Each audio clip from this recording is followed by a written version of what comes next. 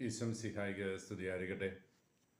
വിശുദ്ധ യോഹന്നാൻ്റെ സുവിശേഷം 8-ാം അധ്യായം 31 മുതൽ 38 വരെയുള്ള തിരുവചന ഭാഗമാണ് നാം ഇന്ന് ധ്യാന വിഷയമാക്കുന്നത്.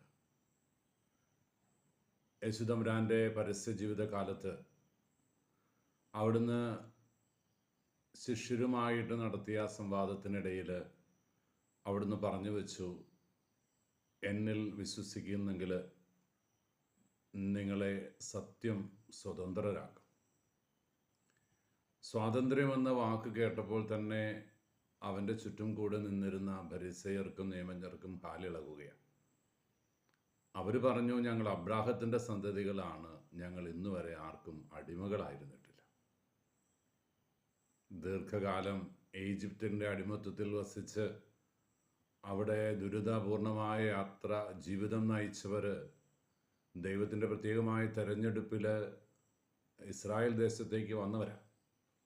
പഴയ കാര്യങ്ങളൊന്നും ഓർമ്മയിൽ സൂക്ഷിക്കാൻ ആഗ്രഹിക്കാഞ്ഞിട്ടാകാം അവർ പറഞ്ഞു, ഞങ്ങൾ ആർക്കും അടിമകളായിരുന്നിട്ടില്ല. ഈശോ വ്യതിരിക്തമായ ഭാഷയിൽ അവരോട് പറഞ്ഞു വെച്ചത് ഇന്ന് നമ്മളെയും നോക്കി അവിടുന്ന് ആവർത്തിക്കുന്നുണ്ട്. അവിടുന്ന് പറഞ്ഞു, പാപം ചെയ്യുന്നവൻ പാപത്തിന് അടിമകളാണ്. ദൈവത്തോട് ചേർന്ന് നിൽക്കുമ്പോൾ, ദൈവത്തെ തിരിച്ചറിയുമ്പോൾ, ദൈവ വഴികളിലൂടെ നടക്കുമ്പോൾ സത്യം നിങ്ങളെ സ്വതന്ത്രരാക്കും. ദൈവപുത്രനോട് ചേർന്ന് നിൽക്കുന്നവർക്ക് മാത്രമേ ഈ സത്യത്തിൻ്റെ ദൈവത്തെ തിരിച്ചറിയാനും അവൻ നൽകുന്ന സ്വാതന്ത്ര്യം സ്വന്തമാക്കാനും സാധിക്കുകയുള്ളൂ. യഹൂദരോട് അവൻ പറഞ്ഞു വെച്ചു, നിങ്ങൾ എൻ്റെ ആടുകളിൽപ്പെട്ടവരല്ല. നിങ്ങൾക്ക് സത്യം തിരിച്ചറിയണമെന്ന് ആഗ്രഹമില്ല. ദൈവമാണ് നിങ്ങളെ വഴി നടത്തുന്നതെന്ന് തിരിച്ചറിവ് നിങ്ങൾക്കില്ല. അതുകൊണ്ട് സത്യത്തിൻ്റെ വഴിയിലൂടെ നടക്കുന്നവനുള്ളതാണ് സ്വാതന്ത്ര്യവും ദൈവരാജ്യവുമെന്ന് ഈശോ ഓർമ്മിപ്പിക്കുന്നു. പ്രിയപ്പെട്ടവരെ, ഇന്ന് ഈശോ നമ്മളെ ഓർമ്മിപ്പിക്കുന്ന ഈ വലിയ സത്യം ഹൃദയപൂർവ്വം നമുക്ക് ഉൾക്കൊള്ളാം. ഒന്ന്, പാപം ചെയ്യുമ്പോൾ ഞാൻ പാപത്തിൻ്റെ അടിമയായിത്തീരും. അതിന് പരിഹാരമാർഗം നമ്മുടെ കുമ്പസാരക്കൂടാണ് എന്ന് നമുക്കെല്ലാവർക്കും അറിയാം.